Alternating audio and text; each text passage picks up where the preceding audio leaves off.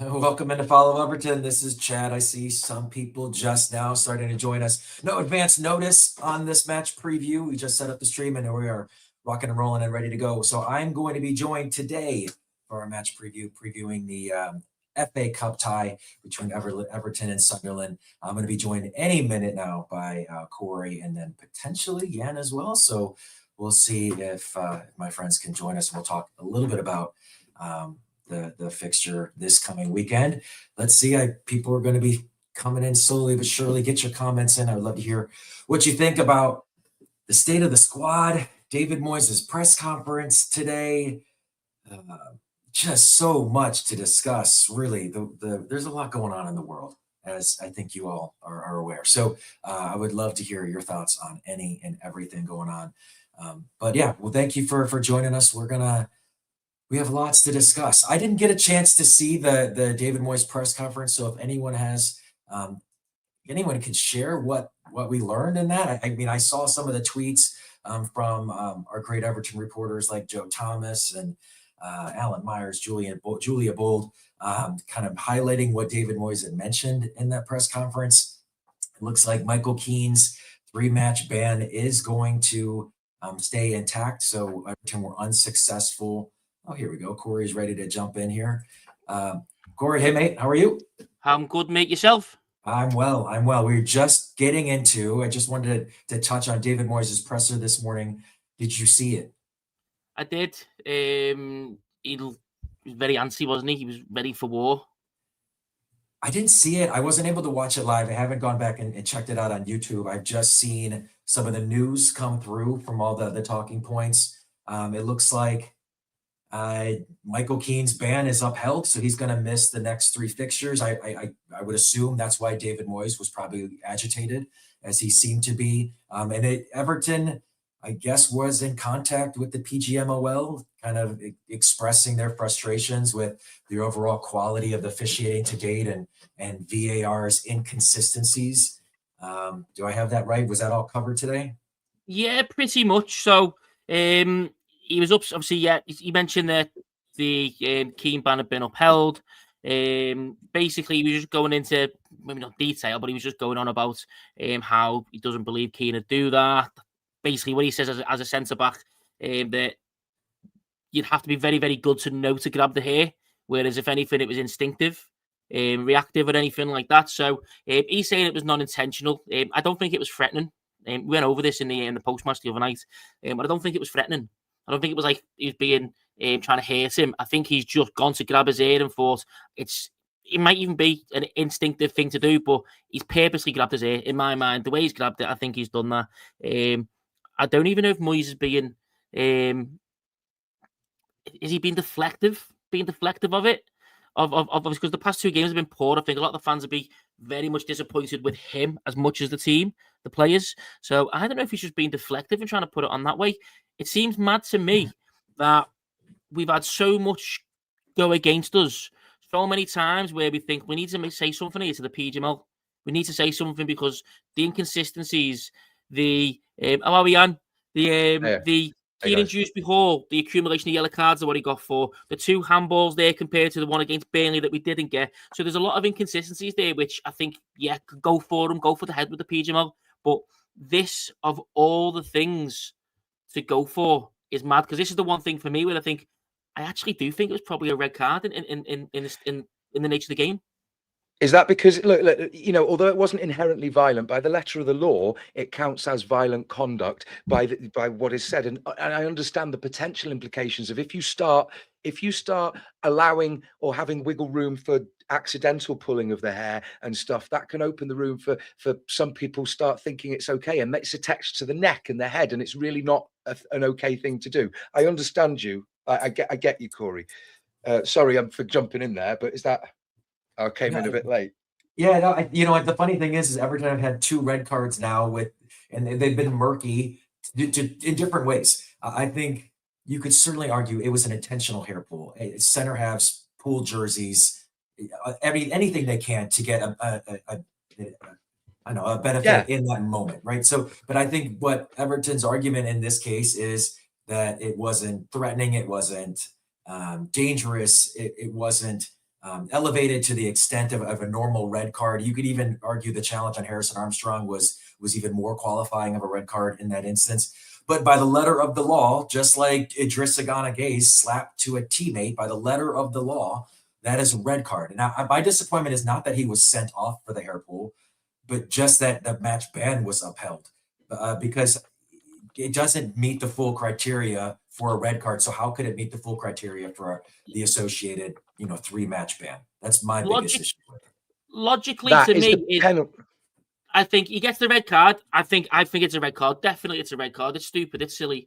A 3-match ban is too much. That is when you've purposely gone in to hit someone. That's what Hwang Ki-chan should get.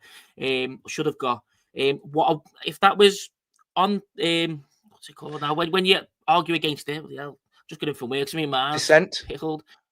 Yeah. No. So when you appeal the red card. Now I wasn't expecting it to get put down to 0. To be honest, I was expecting it to stay as 3, but probably the smartest and the most fair idea of that is you knock it down to 1 game because it wasn't intent to injure.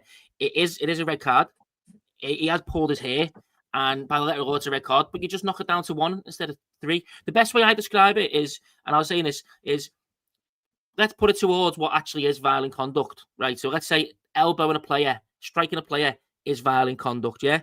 Now, I was saying the other day on the stream, the post-match, if you've ever been in a scrap, now, I've been in a scrap where if someone's on you, you throw an elbow, yeah? It's violence, but it's reactive, just throwing the elbow. Same if someone pulling the hair, there's 2 ways to do it. You can pull someone's hair in a really aggressive, assault kind of manner, or you can reactively, instinctively just pull it. Now, if someone was to elbow someone, even if they've not intended to cause damage, but they've threw an elbow just to get that bit of extra space and they've caught them, it's still a red card. It's maybe not intent to cause harm to them. Jan's trying to put me off. It's maybe No, not I'm giving examples of what you're doing. Yeah, that aggressive action to gain the advantage would have got him sent off, but it wouldn't have been three games. It'd be 1 game, and to me, that's the same thing. Cash has said there, it was reckless. It wasn't aggressive. It wasn't malicious intent or anything. It was reckless. He thought he'd get some advantage from doing it, and it was a reckless thing to do. Yeah, I think the only time fact is that the fact that it could have been bad but wasn't is what you're saying. That okay, because it's not like somebody's literally gone their foot at somebody and extended a stamp like Johnson on the back of the thing, it's just so frustrating, the lack of consistency. And forgive me, I'd like to make a point at some point about VAR in general, and I don't want to jump in. So hi guys. No, there's a lot to get to. I think we can all agree that the only time hair pulling is okay is when they ask for it. Generally a good rule to live by. I would argue though that consent is key. Jan knows. Jan gets his hair pulled. I would argue that David Moyes is actually getting off easy because of these incidents. Jack Grealish, Michael Keane, it has changed the conversation. The old saying in public relations and in marketing is if you don't like if you don't like what's being said, change the conversation. And that's what we're seeing here. My biggest frustration with this team right now is not that Jack Grealish was stupid and getting a second yellow, and you could see it. It's that they need to know that stupidity is going to be doubly punished because because we're Everton. Because we're Everton, and of course it's going to be punished. But it's not that Michael Keane made a foolish act in the moment and we have to live with the repercussions of it. It's that David Moyes has been, and Corey, we talked about this the other day, he's been so rigid and just unmoving and unoriginal and unimaginative. And it's so many different words you could throw out here with this team. He looks like, people will call him a dinosaur online, and I often don't want to buy into that, but he looks like a dinosaur in this moment, because he is not recognizing the deficiencies in the squad, and he's not making the correct fixes at the time to address them. Yeah, definitely. It's one thing we've bleated about a few times. He said at the start, earlier on in the season, he was playing 2 holding midfielders and Dewsbury Hall in the number 10. That was too negative. He was forced to change that due to injuries, Dewsbury Hall actually getting suspended. So he was forced to change that, and it actually worked for the better. So, and then this is the same thing here, where he's playing too negative. He's not playing a right back in the right back position. He's given up a lot of forward momentum. We're not able to play as high line as we want to because Keane and Tarky are both slow, the big aerial, I call them stoppers. Whereas O'Brien's got a bit more pace. He's a coverer. And it allows you to play the high. And like you said, he's playing far too negative. It's okay if you play that kind of formation, that kind of football, if you're away from home and you think, you know what, we're going to play on the counter attack. We're going to use players with pace. Njai, Dewsbury Hall, Alcaraz, who aren't rapid, but they can still transition the game quite well. You're going to rely on that. You can do that away from home. But at home against two teams that are poor, Brentford poor away from home, great at home, and Wolves who've been poor all season, you don't let them get the momentum. You take the game to them and you win that. You go through that first and second gear. Even when we were beating Wolves, it was a poor game and we were barely in first gear. And all they had to do was put a bit more effort in. Our team just needed to tie it a little bit more. Moyes not making any substitutions, and that's pretty much when the tide turned. Yeah. And what do you think about David Moyes' recent selection decisions and his general approach to this threadbare squad? It's interesting because I'm very good at trying to find reasons for why people might have done, but that's working backwards, and that's trying to rationalize what may well be irrational. Or, I'm well aware that there are plenty of factors, certainly in Premier League football, that I'm gonna either not know or completely be blind to. I know that. Maybe some people go, oh, we should do this or just do that, and you go like, well, if it was really that simple, do you not think they would have done it? Now, you have to ask that. So that in my mind, how long did Sean Dyche talk about back to the fundamentals and the basics? And did we see that very basic football where he changed the very nature of it? Now, let's just say that football goes through dynasties and managers adapt and change, and the best managers can adapt with what they have to morph it into what they want it to be, and it be an improvement, and then leave a legacy for a sort of a dynasty for someone else to come after them. Moyes did that to an extent, and what he then created, what then we experienced, or the club experienced footballingly, was a breakdown in so many elements of what makes a successful football team on and off the pitch. And then that created an instability of football. The School of Science is on its way back. It is, but it's certainly not here. And we had that before with David Moyes. Now, it may well be that there are so many fundamental basics that his philosophy was so foundational to his identity at the club. His arrival was the culmination of a dormancy and an awakening in Everton Football Club, where we overreached. And we did everything with such brilliance under David Moyes previously. And I'm not living on old glories, but he breathed life into us when really we were fucking awful. And we have been again. I have faith that the problems that we have that have seemed so fundamental, that we've seen so many top players come and flounder, and so many systems fail, and such inconsistency, so many problems with recruitment and medical issues, even discipline and things off the pitch and stuff coming out, slapping your own teammate. That does not come out. That comes from many years of a lack of accountability, culpability, respect, honor, the grace for things to be done in a nil satis nisi optimum way. And I can only hope that the freaking group and people in place, they can see these. We should not be the object of ridicule as we are. And I think that, in order to then throw the baby out with the bathwater, David Moyes, get someone else in. Look, unless we are an actual, an appealing prospect or project to somebody who is going to demonstrate they've got the caliber, who's going to come? And it's not saying we're left with somebody else. I still respect what he's done because he got Jack Grealish in. It's up to Jack Grealish what Jack Grealish does on the pitch. Well, let me ask you this then. Sorry to do that, but is there a lack of leadership in this club, and not just for the players on the pitch? I'm going to say for everyone in the front office as well, because is there anyone there that holds David Moyes to account right now? We know the Freakins are not absentee owners, but they're certainly quiet. I think they operate in the shadows. We don't know what level of Angus Kinnear has in his involvement in the everyday, day-to-day issues of Everton Football Club. Can I just pull up? Sorry. Yeah. Let me finish this point. No, carry on. Would Jack? We saw how Jack Grealish, and Jan, I know you were at the match, but we saw how Jack Grealish, in the minutes leading up to his second yellow card, was jawing with that ref over and over and over again. You can see it. I have a front row. This is what I was going to say. I have a front row seat, and when Jack Grealish is on the left in the second half, I'm right there. I am right there and I can see him. I can see Jake O'Brien in the first half when he misses it. And I don't know whether it's because he's out of position, he doesn't have the support. We don't make football happen. And if you don't have 11 players switched on, chasing the second ball every time we miss it, what does that show? They're just going, balls going there, not thinking further beyond that, not being active. We don't make football happen. We don't run. We don't create the second balls. There's no movement, the smartness for corners and free kicks and all that. What does that suggest? They may well be doing it in training and behind the scenes, but they go on the pitch and it's a lack of confidence, it's a lack of depth, it's also this resilience, this panic, because it's not life or death. So really it's not backed against a wall, but when you're the only choice and you know that you're exhausted, you can't give it your all and then come off to applause, or so many little things. And you could see he was not copping out. He was trying, he's exasperated. He's going, who's going to run for me? This, that, what can I do? And he's given a task. You can't tell a one person, rescue the club, go out week after week and just do it. You know what? I'm sorry. Yeah.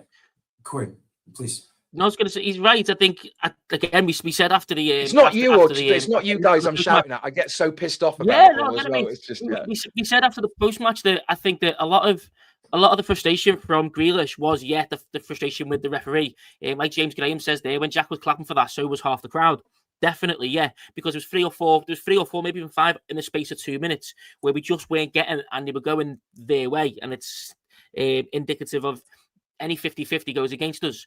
But I think he was as frustrated with the game, with the tactics, with the fact that the ball's coming over to him, and every time he gets the ball, he's got Mykolenko to the side of him offering nothing else. We've got no right hand side. He can't switch the ball. There's only Barry. No, it's not that Mykolenko's not offering him. It's the footballing play on the pitch is also, we don't make football happen, and they try to, but in those positions you can see what they're doing. They're trying to see who's out of position, where's going to be the weak link, because they've obviously been primed before that. But the thing is, that requires constant movement and awareness all over the pitch to draw people, to create that space that then makes a defender turn, that then you can run. All this football, you make football happen, but you've got to be awake. Sorry. Yeah, no, I think there's probably an overall deficiency in this team right now, and an overall football IQ, football brain, as we call it. I think Jack Grealish is operating at a much higher level than many others out on the pitch. But my question again to you both is, do we have a lack of leadership right now? Because, yeah, and you mentioned it, can you see any other situation where one teammate could slap another teammate in the middle of a game? That does not happen at most clubs, most professional clubs in this world. Any leader, James Tarkowski should have been grabbing Jack Grealish minutes before that second yellow came about and said, reel yourself back in, get control of yourself. We're playing with 10 men at this point. Someone should have grabbed Beto when he decided he wanted to all-out press when we only had 9 men on the field, and said, get your ass back in line. We need to be 9 behind the ball. We need to be united here. Right mentality. I love that from him. But yes, someone to be the dog and the chocolate, and someone's got to be the human to go, look, I know you want to do. Yeah, sorry. Yeah, no, but my that's my question to you, is that are we severely lacking by Seamus not being there, or Leighton Baines not grabbing David Moyes' ear more, or something else with this club? Well, I think in the central midfield, you could possibly say that. Obviously, no Adrissa-Gana-Gueye, no Keane and Dewsbury Hall, so that's a big part of it. And I think maybe not as much leadership, but players who. So, for example, McNeil was absolutely anonymous when he got the ball. He kept losing it. Usually, if you've got Iliman and Jai there, he doesn't need that leadership, because he's getting back. He's doing that. Defensively, his statistics are fantastic, especially for the player of his dynamism. So I think it is a bit of that. Yeah, look, Adrissa-Gana-Gueye would bring much needed leadership. So would Keane and Dewsbury Hall further up the pitch. But I think, like you've said there, we've only got Tarkowski at the back. O'Brien, he needs a leader to help. Mykolenko, definitely. Keane, yeah. And again, I think this is one of the things that when Bramthwaite's in, he really helps with this, is Bramthwaite doesn't really need a lead. He might not be a leader himself yet, but he doesn't need a leader, if you know what I mean. He can maybe not lead by example, but he can do his own thing. He doesn't need someone to constantly drag him up, pick him up by the bootstraps and say, there you go again. So to answer your question, I do think we are lacking a little bit, but as much of an issue as lacking the leaders is, we've got a massive difference between having only a few leaders and then players who don't need a leader. All the players we've got, other than the 2 or 3 leaders we've got, they desperately need someone, if you know what I mean. Does that make sense? Well, or am I chatting absolute shite? No, I get you. But and I'm glad you covered the footballing side, because I don't want to discredit it, but for me, I understand. It depends which way you want to look at it. A football culture in a club and stuff can start on the pitch, and that can be the first thing. Absolutely. When you're riding high and you create a culture, you're flying, you've got a squad, you've got a few iconic players, Richarlison, you know what I'm getting at? Lukaku, you've got this iconic talismanic. Okay, we might have that, but we don't have everything. We might have a few players like that, but that's not what I'm getting at. The football at Everton right now that we're seeing is the culmination of everything. It's the final step. So when there's so many fundamental flaws, there is a top-down issue at Everton Football Club, and of course it's to be expected. We moved to an entirely new ground. Staff have come and go. The entire system everything has changed. Now, you don't have to be autistic like me to go, oh, change is a bit awkward, right? Come on, let's be honest. Sorry, are we going to go back to VAR, by the way? Because you had it before, and I've got a pin in my head, and I really have a big bone of contention about it that I'd just like to say before we carry on, unless we're going to go back to it. We'll touch on VAR one more time, and then we'll get into the game. We'll talk a little bit about Sunderland, their tactics, what we think of them, what we think of us compared to them. If you want to hit VAR one more time, mate, yeah? Because it's just, I want to make this very clear if I can. Sorry, Jad. Carry on. Sorry, mate.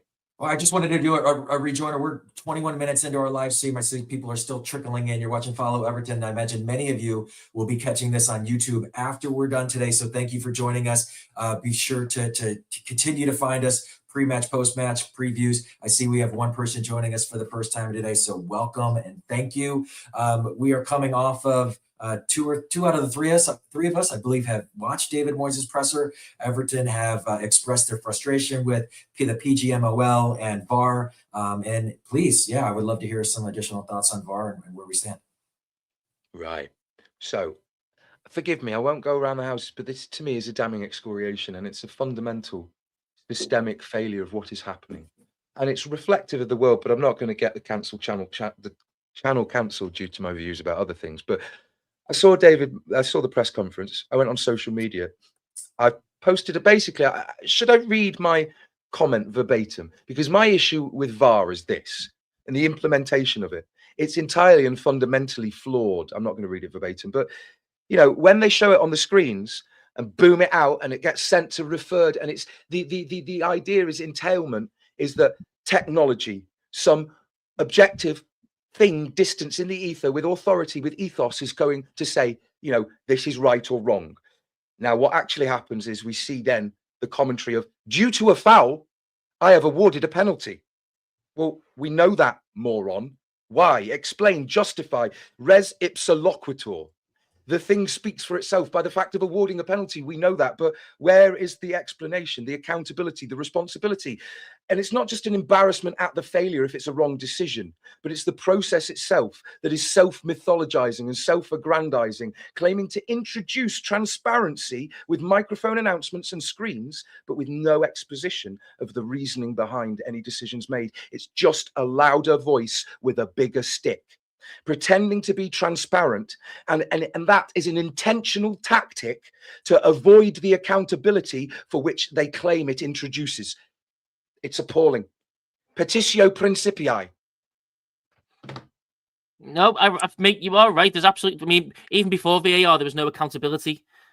It's propaganda and it's authority. It's self-authorizing, and it's making the TV spectacle. Sorry. Having referees do refereeing and VAR is where the issue is. Because like you said, it's self-policing. It's pat yourself on the back. Oh yeah, we've looked into this. This is perfectly fine. Or if someone does say, I suggest you change it over or go to the monitor. Already, we know what the answer is. It's very rare that anything changes from there. I think you should have someone independent who has no knowledge of the referees themselves personally in the VAR booth, and that should be that. And then referees should. You've got that ref watch. Referees should come out and explain. Doesn't have to be to a crowd of people where they get booed or pelted with tomatoes, although I'd probably like that, especially if it was Pawson. But they should explain the reasons why this happened. They should have, even if it's a column from the PGML every week, like there is in Ref Watch, but instead of Skeletor coming on and just agreeing with everything that's happened and the referees have made, they should have their statement written and say, this is why this was given. And it should come, and that statement should come or be made within an hour or within half an hour of the game finishing, like referees when they do their referee report. Don't give them time to get their story, corroborate their story correctly. That's what it should be. If you've got a major incident, the hair pull, the red card, and the foul on Hwang Hee-chan on Armstrong, which should have been a red card, all three of them, he should explain and report why it's happened. Paragraph on each. Boom. Yeah. There's no transparency whatsoever. And my biggest issue is if the PGMOL was a business run independently, they would have folded long ago just due to their own incompetency. And I don't understand why these clubs cannot gather together and demand create change. a new refereeing system. Create a new refereeing system. Go direct to the FA. Have other systems where where you stick to the rules, but the implementation, the assessment, threaten the entire PGMOL organization with redundancy, being completely devoid of meaning. Yeah, 100%. And there's other leagues out there that do this better. We have. I'm in the States, so tennis, rugby. But absolutely. The NBA here in the States has 3 officials on the court all at the same time, and a review system based in New Jersey that watches every single game and will call down and make any adjustments needed in that moment. Instead, we are faced with a VAR component in every stadium. There's no consistency whatsoever. It needs to be centralized so we can gain consistency, and we're not left to know. And accountability. And yes, because absolutely. Yeah. No, finish your point, Jan, please. No, that's it. And because we are seeing, and again, hi, Mark.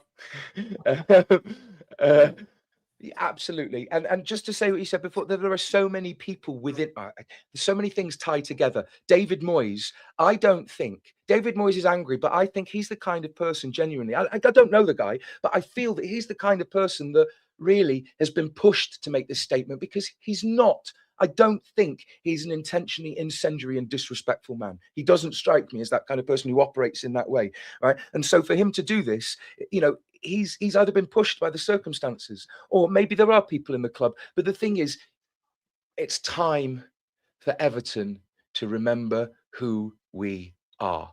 We're Scouse, not English. You know what I mean? And the difference is, and I'm not on about solidarity with Liverpool or just this, the fact that, you know what, whoever in the club made the decision, if you know what I mean about the Brentford programme, people notice. I wish I was Scouse. I'm not going to say anymore. Okay, Plazzy and proud, lad. Let's talk actual football. Corey, we have very few players available for this game. There's absolutely no chance that David Moyes will actually play anyone that is an under 21 player, or even someone named Adam Asnew. So how many do we have? Can we put a squad out, Corey? Yes, we can. If we're being honest, I'll tell you who is not available for us. Okay, no Njai or Gay. The AFCON got through to the semi-finals after beating Mali 1-0. Iliman Njai got the goal as well. They absolutely did a much better side, to be honest. Mali keeper made some good saves. Now Alcaraz or Dewsbury Hall still injured. No word when they're coming back yet. I personally think Alcaraz will be back in the next, probably for the Leeds game. I think Dewsbury Hall will probably go through till February. Branthwaite, now as per David Moyes' press conference, he's still injured, but he is coming on. He is on the grass. So he's back training on the pitch. So probably by the end of the month, he'll probably be with us. We may wait till after the February international break to give him a go. Grealish suspended for this game, 2 yellow cards, carries over domestically. And no Michael Keane suspended 3 games. Seamus Coleman, we know, is pretty much out long term. Now, if we're talking in terms of a team for that, we've only got 2 fit centre-backs, which means Reece Welsh and Eli Campbell will be on the bench. Odds are O'Brien goes in the centre, Tarkowski with him, Miko and Nathan Patterson will probably come in, unless he decides to play James Garner on the right, or Middleton Rowe on the right. Midfield, probably going to be Tim Garner, again, unless Garner moves outside. Diblin's going to have to play. So is McNeil. So we're probably going to see Tyler Dibblin on the right, Dwight McNeil on the left, and then either Harrison Armstrong, Merlin Roll in that central attack midfield, and then it'll be a toss-up between Barry and Beto. In terms of a bench, we're not going to have much. Like I said, it'll be Real or whichever one of the midfield four that we've got available doesn't play, they will be on the bench. Beto or Barry will be on the bench. We have nothing else. It will be two keepers, Beto, with the other one of the midfielders. They'll probably be the only two players that we actually bring on in the game. And then it'll probably be Braden Graham and a few more on the bench. So that's basically what we've got. We've got barely anyone available. We will be able to field an 11. We just will probably only be able to make one or two substitutions. I would like to ask, it's going to go out there, no one's going to say it, I've just seen in the comments. If anyone with sports technology, Opta, or anything like that, or the stats, or people who care about fairness, justice, consistency, or just want to stick it to the man, like, could you potentially assess all these big contentious decisions? Because I'm sure there's AI out there that could tell you unpunished decisions in football matches this season, last season, look at it, and just see the disparity between the winning and losing clubs, the clubs at the top and not, or the clubs that seem to repeatedly get patterns of poor decisions and punitive, it's appalling. And at least then there's some sort of basis for, just add it to the Google Doc sheet. There's got to be someone out there. I would say, look, we've had the odd one go in our favour, but if you're tallying up, especially this season specifically, if you tally up what's gone in for our favour, what's gone against us, even the 50-50s. Now, look, you take away the baffling decisions, i.e. the Dewsbury Hall yellow, but anything that's a 50-50 or even a 60-40 either way. I'm sorry, you're saying things have. You're saying, I know you're saying little things have gone in our favour, but that's like saying, oh, thank you for the home visit, Dr. Shipman. Yeah. No, what I mean is, like, historically, we might get one beneficial call a season, and that's it. But the rest of the season, we've got 8, 9, 10 different calls going against us.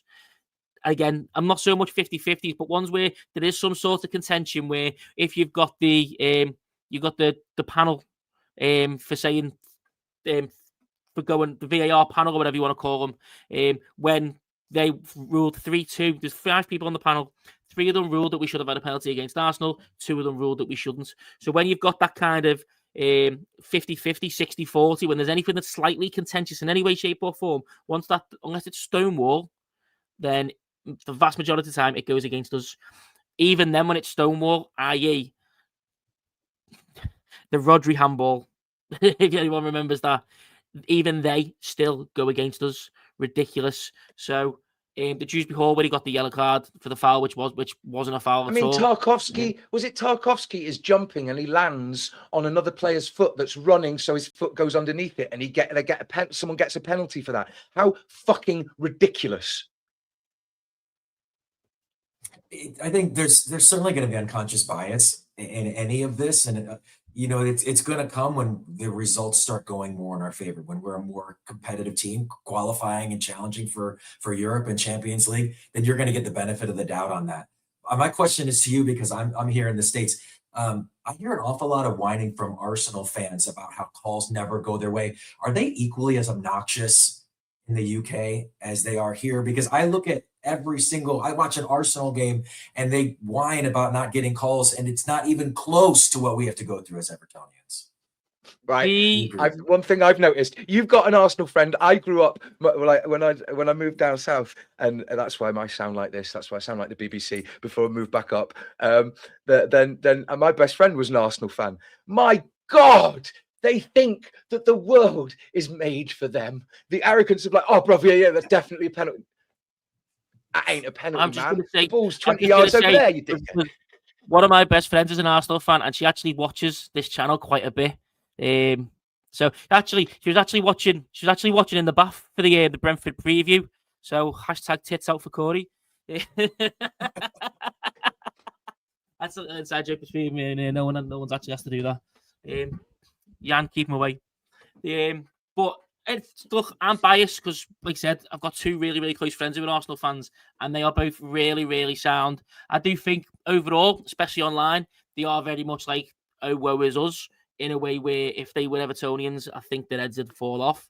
But in terms of obnoxiousness, there are much more obnoxious football fans out there, Manchester United fans especially.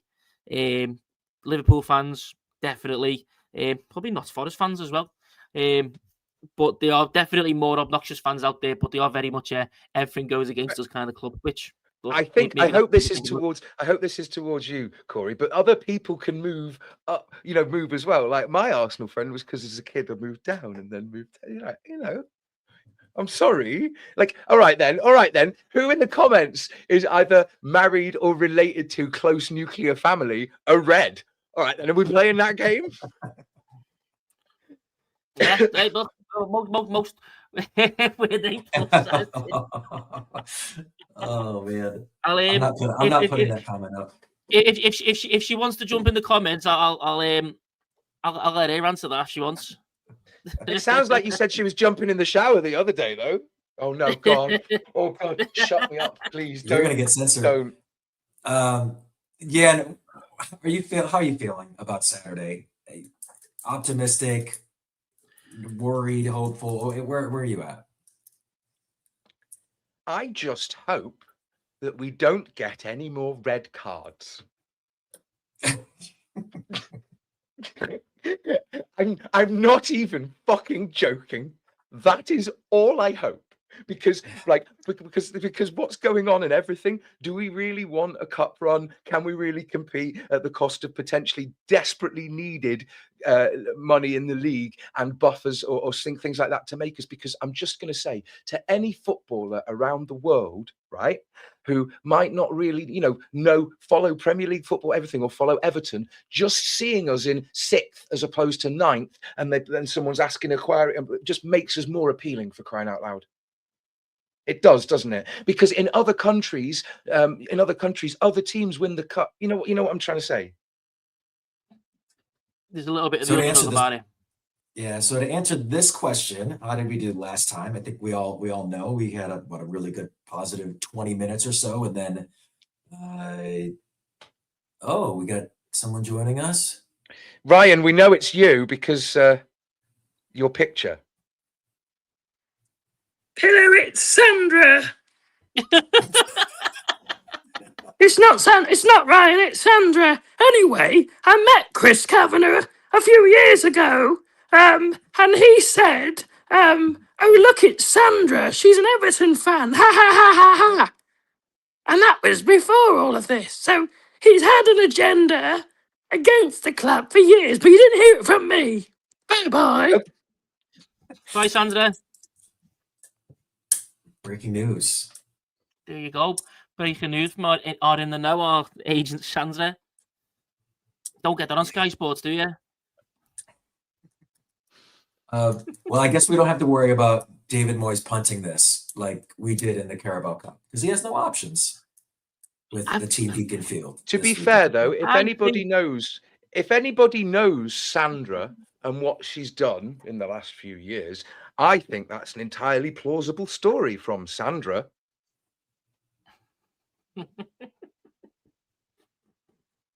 Big up, That's Sandra. why Ryan came on.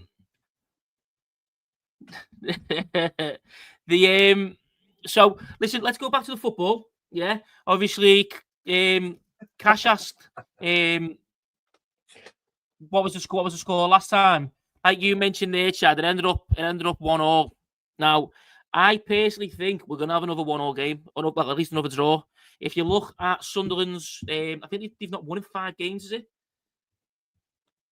Don't get me wrong, within that time, they've had a lot of draws. Now, they lost. Yeah, they're diminished as well. They big. have several players out. Yeah. Corey, so did you realise what you're doing? When you just said they've lost their last 5 games, you do realise what you've just done to 90% of our audience. They haven't lost. They lost their last, but they've not won in 5.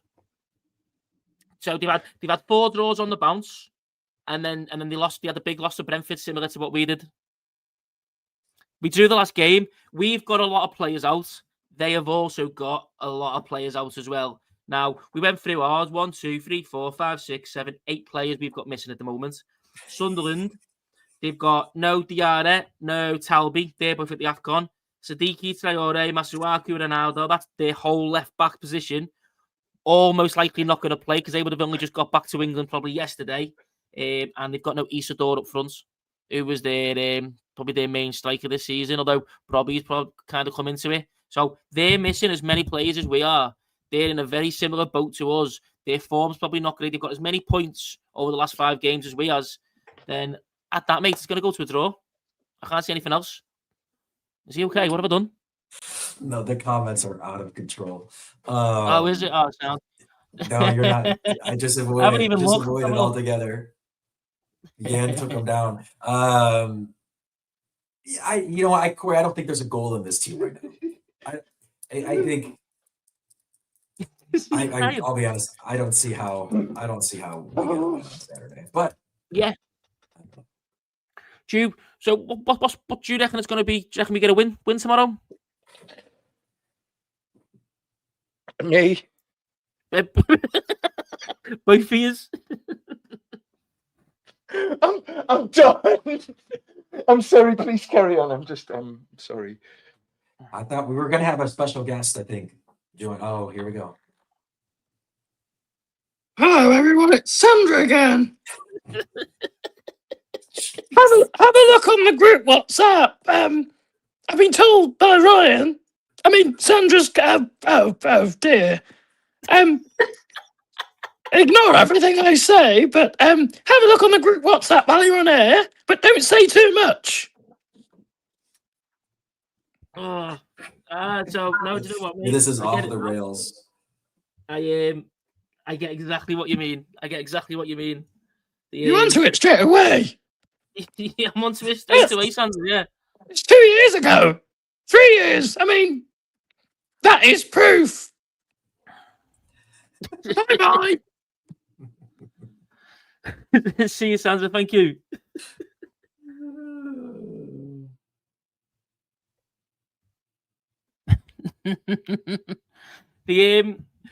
By the way, boys, do we know who the ref is for tomorrow? It's the one thing I've not checked. I haven't seen it. Let me have a little look for us. Let's have a little look.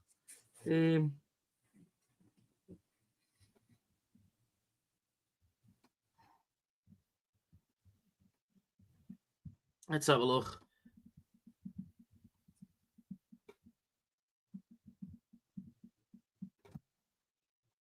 I'll do a quick rejoiner, Corey, while you look. You're watching Follow Everton. I'm going to keep this professional because this show is completely gone. You are watching Follow Everton here on your platform of choice. We are previewing tomorrow's tie between Everton and Sunderland in the FA Cup. We've had an eventful show. If you're just joining us, please go back and watch. The replay. Our good friend Sandra has joined us. Corey, what do you got? So it is John Brooks. Still not the greatest. Was he the one who sent off? Gay against United? I don't remember. Was it? I'm just gonna have another little look here, mate. While you, ever the professional, keep things rolling. Like, subscribe, become a premium member, all of those things that Ryan wants us to say. Please tell your friends. Yeah. Do you know what, mate? I was completely wrong. He hasn't refereed a game with us, apparently. For over a year. So there we go. Someone else for us to hate come 2:00 tomorrow, 1:30 tomorrow. So here's the question. Would you take penalties right now? Maybe this is the last question we get out of here on this. Would you take penalties right now? I probably would, to be honest. I mean, let's bear in mind, by the way, we've got extra time to go through. We've got a depleted squad. So that means you're going all the way through to penalties there. So what is that going to do for us? Yeah, I think you know what I I mean? take it. Yeah, I think, yeah. We could just get out of it with no reds, no injuries. Penalties sound pretty great to me. I think sorry, oh, make one. Please go. I think this is our. I think after today we see Branthwaite back. I think we see Alcaraz back, Dewsbury Hall back. I think some of the squad starts coming back after tomorrow. I do as well. I mean, our next game's against Villa, which is I think is the 18th. I think by then Either Branthwaite is back or we wait until after the international break. It's going to be one or the other. I think Alcaraz, I reckon, will be back by then. I don't know if Keane and Dewsbury Hall will. Obviously, Grealish will be back. We get a lot of our players back then. The only issue is if Senegal make it to the final, we still won't have Gayor and Jai because I think the final's on the 19th and that game's on the 18th. So we still wouldn't have them. I think after that Villa game, that's when we really, like you said there, I think I'm just a game after that where we will see everyone come back, and hopefully if we get a right back, we've got a full squad in and we can go from there. There's no incomings, Corey. There's no. Everyone else is allowed to buy, including Roma, but we're not. Jan, any closing comments before we get out of here?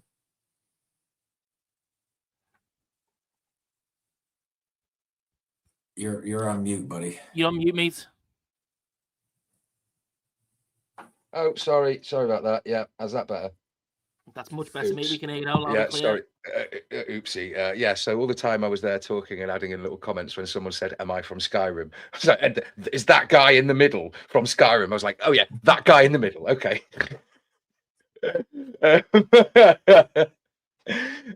Any closing thoughts? Does it count as a closing comment if I just scream into the void? I mean, I agree. No red cards, no injuries, no embarrassment would be great. Just so no Everton. Yeah, honestly, you put the kiss of death on it when you said, Sunderland have gone 5 games without a win. I was like, Corey, do you want me to chuck you?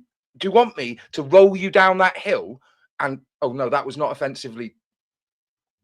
I'll mute myself again, all right? I don't know what's going on there. I'm not offended. I'm incredibly offended. The only reason I say that is because I was trying to bring the parallels between both clubs. We've got the same amount of points within 5 games. Now they've got 5 games without a win. 4 of them are draws, and then 1 big loss against Brentford. Our last big loss was against Brentford, and although we've got wins and draws and losses in there where they haven't. We're on the same amount of points over the space of 5 games. We're both missing a lot of players. We're both in pretty much the same position in the Premier League table. There's a lot of similarities between the clubs at the moment.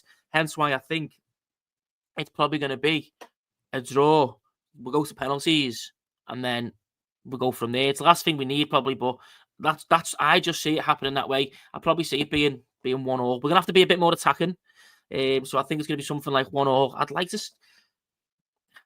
I'd like to see us go, even if it's like a 3-3 draw. I'd like to see us just go for it and try and score some goals and kind of get some, even though we're conceding, get some positivity in the team, if you know what I mean. Just get people chipping in and then kind of get them a little springboard. Well, I hope you speak it into existence. We will have a preview. I believe we'll have a preview tomorrow. It's awful early for me, so it would be tough for me to do. But I'm not sure if anyone's planning on doing a preview. We'll probably have something working. All right. What do you got there, Jan? Oh, you're going. Oh, yeah. I'm on the bloody auto cup. The club have got me bent right over before I could even decide whether I want to go. What? Pulling your hair? Yeah. Literally, it's just red card, blue card. Do you know what? And here's a joke I came up with. It's a terrible joke. I don't know how it'll land with anyone, right? The club have chronic monorchidism because we just struggle with that second ball.